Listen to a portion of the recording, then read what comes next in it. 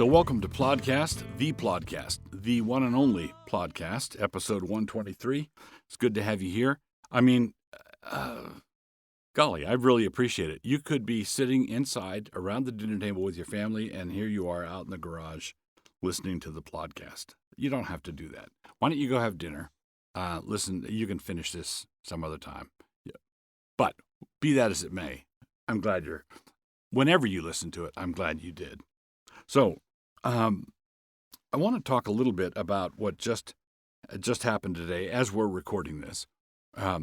Those of you who listen to these things regularly, you have to understand that if sometimes the podcast seems on point and timely, and boy, is it current, and other times it seems like a little bit like yesterday's newspaper, that's because I record 4 of them at a shot. So I record these things basically once a month.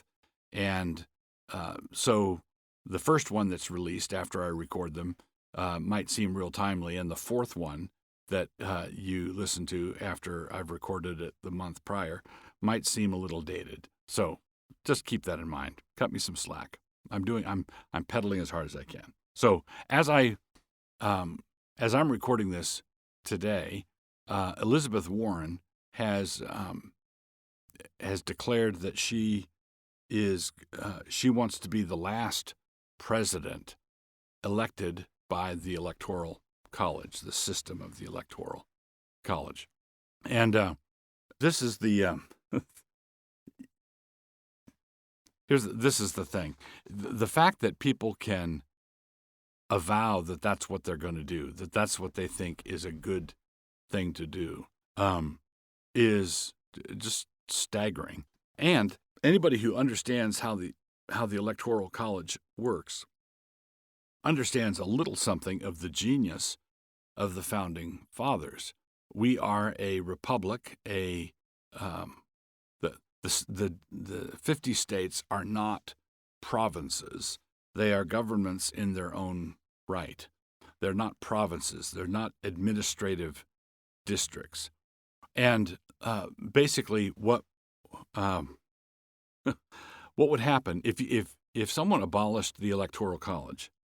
Then that would mean that a candidate for the presidency of the United States would need to campaign New York, Chicago, and Los Angeles.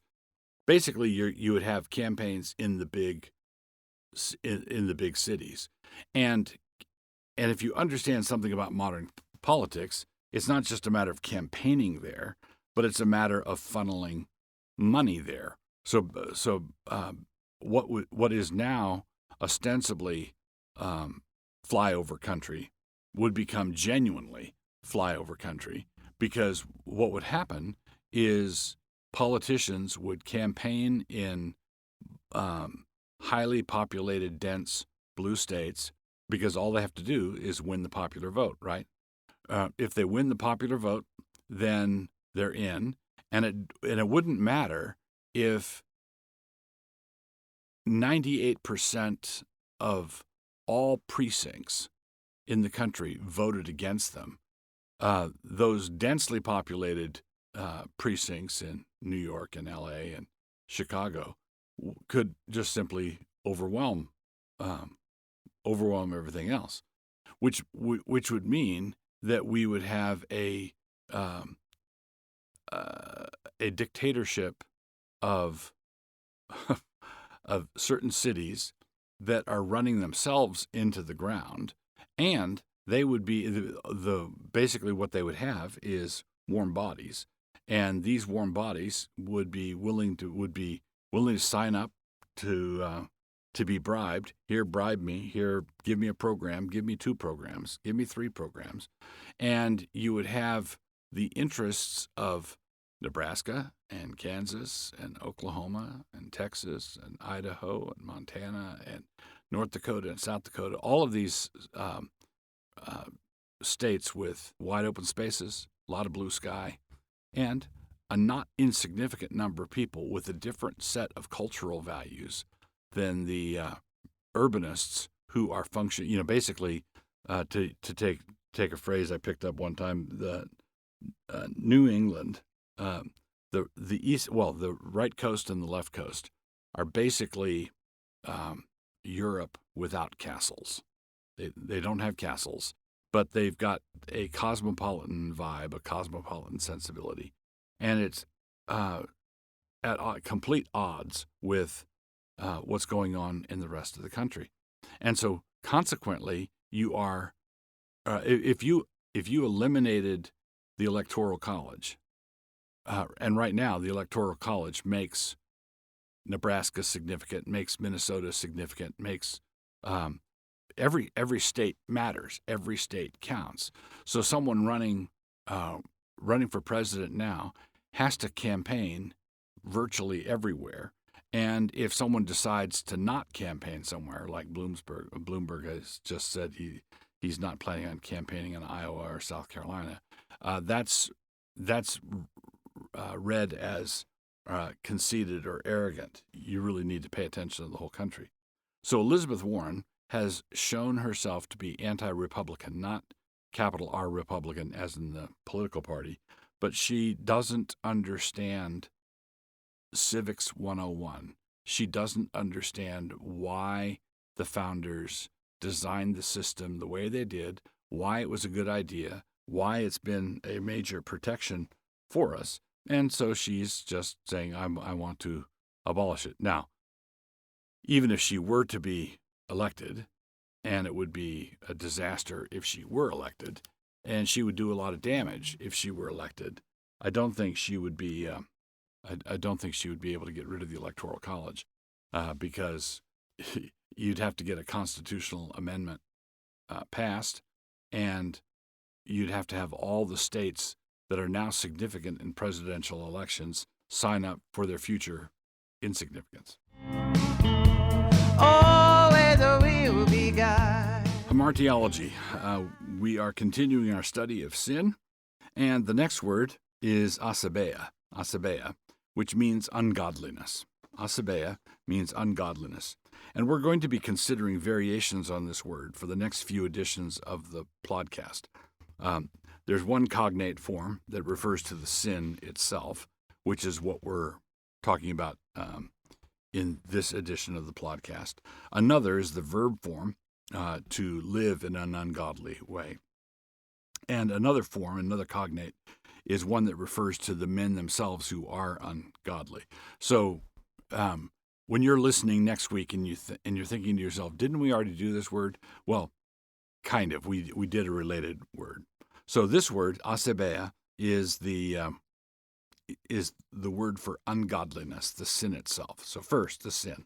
So in Romans 1:18, it says, "For the wrath of God is revealed from heaven against all ungodliness and unrighteousness of men, who hold the truth in unrighteousness." Okay? So the wrath of God is revealed from heaven against all ungodliness, there it is, asabeia, and unrighteousness of men, who hold the truth in unrighteousness. So ungodliness is really bad because the wrath of God comes against it. So it's not just, it's not a peccadillo, it's not a trifle. Ungodliness is really bad because the wrath of God is unleashed against it. When it says that these ungodly men hold the truth, as it says in Romans 1:18, it means they are holding it under or holding it back, like someone holding an overinflated beach ball under the surface of the water. They're resisting it, in other words. They're trying to restrain the truth. They're trying to keep the truth away from their lives. Now, ungodliness, this asabeia, ungodliness is what we are saved from, as Paul says later in Romans. He says this in chapter 11, verse 26. "And so all Israel shall be saved, as it is written, there shall come out of Zion the deliverer, and shall turn away ungodliness from Jacob." So all Israel will be saved, and how is this going to happen? The deliverer is going to turn away ungodliness from Jacob. Ungodliness will be turned away. The gospel turns us away from ungodliness, and the gospel teaches us to turn away from ungodliness ourselves. So, in one expression, the gospel takes us and turns us away from ungodliness. And in this next phrase, from this next passage from Titus, the gospel teaches us how to say no ourselves. So teaching us that, denying ungodliness, there it is, and worldly lusts, we should live soberly, righteously, and godly in this present world. So the gospel turns us, and the gospel teaches us to turn. For those who are not guarding themselves and their own mouths, ungodliness serves as something of a destination point. If you talk enough, if you chatter along enough, you're going to wind up in an ungodly place. 2 Timothy 2, verse 16, where it says, "But shun profane and vain babblings, for they will increase unto more ungodliness."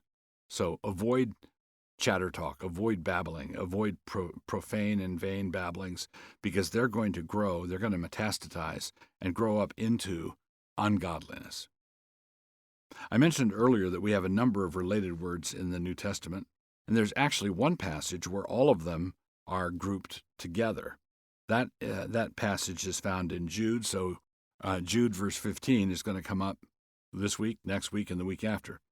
So it says in Jude 15, "To execute judgment upon all, and to convince all that are ungodly," there's one, "among them of all their ungodly deeds," there's another, "which they have ungodly committed," there's another, "and of all their hard speeches which ungodly sinners have spoken against him." So lots of ungodliness there. So we have ungodliness, the sin, we have the ungodly, the people, and we have to live ungodly, the verb.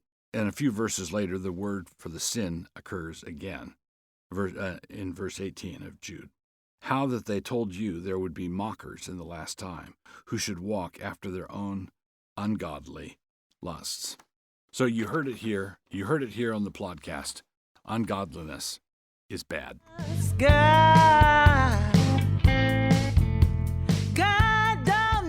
So we're continuing with podcast episode 123.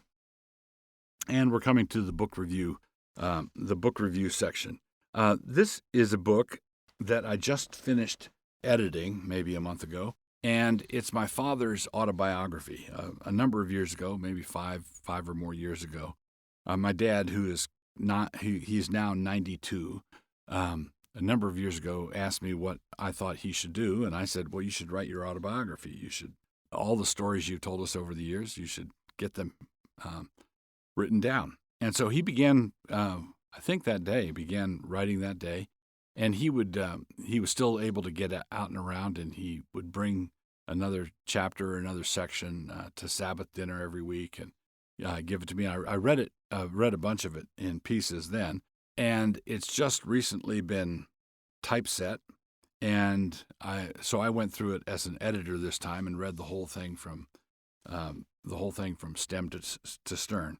Now it's just about ready to go to print. So the one qualification on this is that when you listen to this podcast, you won't necessarily be able to rush right out and buy it that minute. But it's right on the cusp of being released. And the name of the book is Grace Upon Grace. Grace Upon Grace. And the subtitle is something like 9 decades of stories from a farm boy, sailor, officer, and evangelist. My dad grew up in Nebraska, was a Nebraska farm boy. He joined the Navy right at the end of the Second World War. He got a fleet appointment to the Naval Academy, went to the Naval Academy, graduated in the class of 50, went into the Korean War almost right away. And after his time in the Navy, he resigned his commission and began his decades-long work of evangelism and very fruitful ministry. So this book, Grace Upon Grace, it's a hefty book.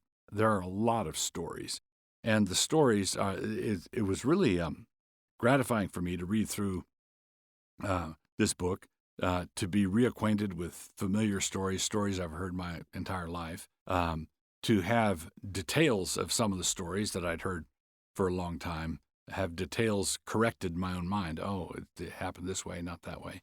And then to have occasionally stories that what? When did this happen? What's going on? Now, I think most of the stories I'd heard, and there's some remarkable stories. There's one remarkable story of how he was delivered from death. He was a naval officer on a destroyer in the Korean War. He earned 9 battle stars. He was basically on stage. He was involved in the war from the beginning of the war to the end of the war. And at one point, his ship hit a mine, and how he was delivered from certain death is one of the most remarkable things you'll ever read. It's really that's a fascinating story, how he was delivered in that combat situation. There are other stories of answered prayer. Anybody who's familiar with Christian mission work knows about George Mueller and his orphanages in England, and how he would trust the Lord for provision without doing a bunch of fundraising and so forth. And when my dad and mom left the Navy for him to go into full-time Christian work for a Christian organization that didn't really have money, they were resolved to do it the George Mueller way and to trust the Lord for provision. And there are some George Mueller stories in this. It's a very you have to sit down and imagine that you're sitting in a chair across from him while he tells you these stories. It's very much it's got that personal conversational voice in it. So I'll just mention a couple of other things. My folks were friends with Corrie ten Boom. In fact, Corrie ten Boom accompanied them on the second half of their honeymoon in Japan. This was before Corrie was made famous through The Hiding Place. She was a itinerant speaker and traveler, and so they made friends with her. My dad was friends with Lou Zamperini, my mom was a missionary in Japan. My dad was there in Japan, in and out of Japan because of the Korean War. And my dad made friends with Lou Zamperini, whose story is told in the great book, Unbroken. And so there are stories about Zamperini, stories about Corrie ten Boom, stories about post-war Japan, stories about remarkable answered prayer, stories about the Korean War. All of that. It's just really good. So I'm expecting it to be out within the next month or two. And the book is called Grace Upon Grace. And keep your eye peeled for it if you want a book that will really encourage you in your faith.